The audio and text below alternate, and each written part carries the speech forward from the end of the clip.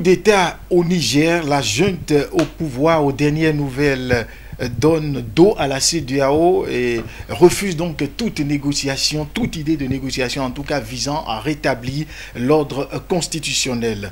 Les nations africaines sont inquiétées, les Béninois, quant à eux, retiennent leur souffle en attendant de voir véritablement de quoi il s'agira. Nous sommes ici donc pour débattre, pour apprécier, pour décrypter, pour analyser donc cet état de choses. Et pour le faire, nous sommes avec Agapite Maforikan, expert en communication, consultant en politique, directeur général de ETélé. Donc c'est avec lui que nous allons faire cet exercice des journalistes. Agapite Maforikan, bienvenue sur le Talk Candice.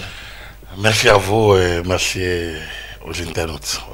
Voilà, toute première question, je suis tenté déjà de savoir comment vous vous portez. Quand on sait que vous êtes un homme quand même déchiré entre plusieurs postulations, vous avez beaucoup de choses à gérer. C'est vrai que ça n'a pas été facile pour nous de vous avoir donc sur cette tranche. Je me prête bien, merci. Et voilà, et disons que nous avons le temps d'être utiles, alors gagnons ce temps et puis après viendra le repos. D'accord. Merci bien, vous l'avez dit. On va analyser un peu la situation au Niger. Actuellement, la junte refuse toute idée de négociation venant de la CEDEAO. Alors, comment voyez-vous, quelle lecture faites-vous de ce refus de la part de ces hommes armés au pouvoir? Je ne sais pas si après le communiqué d'hier, il y a eu un autre aujourd'hui, mais ils n'ont pas refusé toute idée de négociation. Ils ont, à ma connaissance, au regard du communiqué donc du 8, ils ont utilisé des subterfuges pour éviter, comme on peut le dire, de rencontrer les délégations, évoquant des aspects sécuritaires, des aspects... Absolument. Voilà, donc un certain nombre de paramètres, un peu pour prendre un peu la CEDEAO à ses mots. Disons que la situation n'est pas facile. Elle n'est jamais facile lorsque une situation de fait se produit. Il faut toujours faire en sorte que nous restions dans les normes de droit, dans les normes juridiques, dans les aspects institutionnels. Parce que lorsqu'on décale et que se crée une situation de fait, c'est difficile de remettre l'ordre. La CEDEAO fait de son mieux. Moi, je ne suis pas de ceux qui pensent que la CEDEAO ne fait rien. Elle fait beaucoup. Mais elle s'est laissée dépasser à un moment donné par des situations qu'elle n'a pas pu maîtriser depuis 2003, depuis les coups d'État qu'on a pensé coups d'État utiles, coups d'État aucun coup d'État ne peut être utile. Mais on a eu ces moments-là, et puis la CEDEAO s'est ravisée, a tenté de régler la situation, notamment en Gambie, où un double électoral était en cours. Mais c'est évident que les situations récurrentes au Mali, au Burkina, en Guinée, et la gestion qui a été faite, qui manquait de stratégie, et surtout de prospective.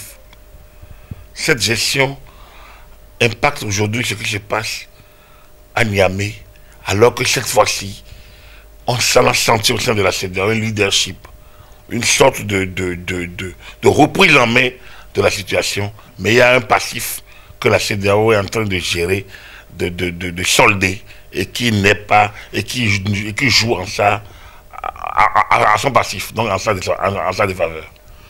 Alors, au Bénin, la situation, en tout cas les Béninois font face déjà à une inflation due à la fermeture des frontières et autres. Les camions sont stationnés. On va voir de Malanville jusqu'à Kandi. C'est pas la joie. Quel impact et comment peut-on s'y prendre pour trouver des issues de solutions par rapport à cette situation? Vous savez, il y a ce qu'on appelle les effets collatéraux de certaines situations. Le Bénin n'a pas de problème avec les citoyens ni avec les citoyens nigériens. Absolument. Mais je fais que la CEDEAO a pris des mesures. Le Bénin est membre de la CEDEAO. Le président Patrice Talon a participé aux rencontres au cours desquelles le président Tinubu devant eux a dit, qui est le nouveau président de la CEDEAO, plus de push, plus de coups d'État en Afrique. Mais lorsque ça apparaît, le Bénin ne peut pas se renfermer en disant nous, ça ne nous concerne pas. Le Bénin ne peut pas nous partager une frontière avec le Niger. Nous avons des intérêts économiques avec le Niger. Nous avons des intérêts civiques avec le Niger, avec nos populations qui sont de part et d'autre. On ne peut pas se dérober en disant, parce qu'on a des intérêts, on ne peut pas participer à l'effort communautaire pour ramener l'ordre constitutionnel. Ça n'arrive pas qu'aux autres. Donc, le Bénin a une ceinture, notre État a posé une ceinture au bas des documents. Et parce que non, n'est pas, on m'a posé une ceinture, n'est pas exécuté.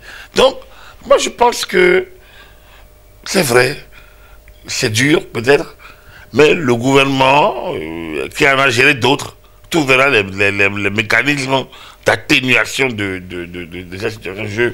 Je crois qu'ils le feront, parce qu'on a connu Covid ici, on a connu cherté de la vie, on a vu le gouvernement quand même trouver des approches de solutions, des solutions palliatives.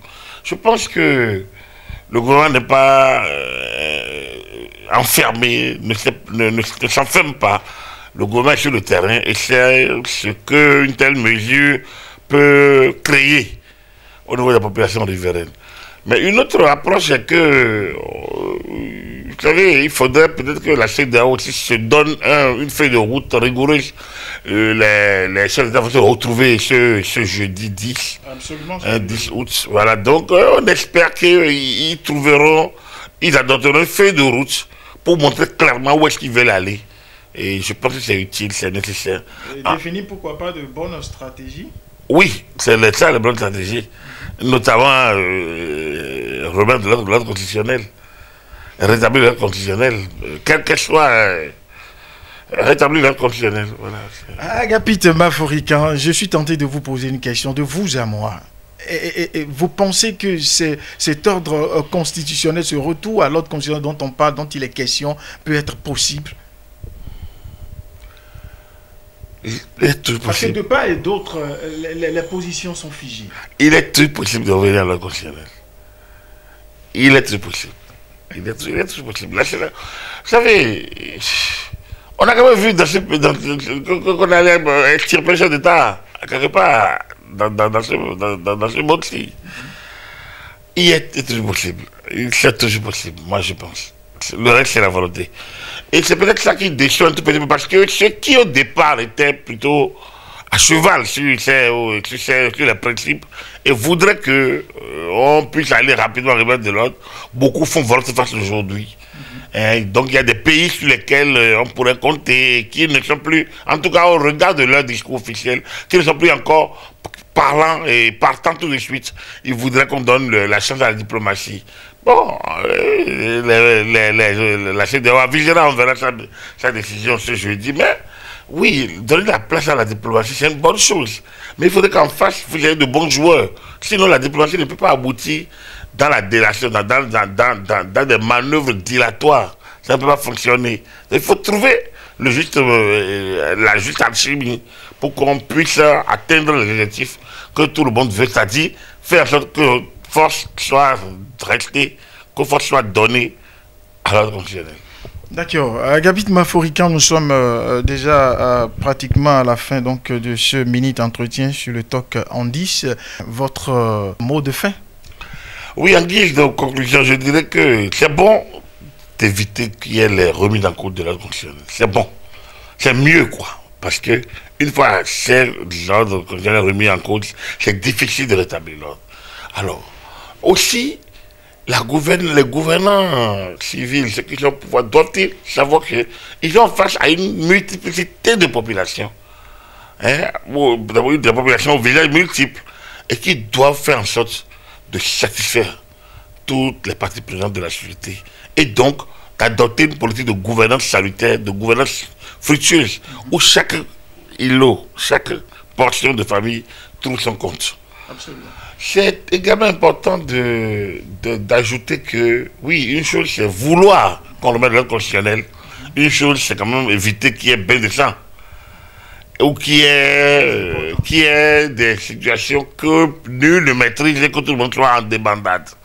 Donc vous voyez qu'il y a assez de paramètres sur lesquels il faut peser pour pouvoir, disons,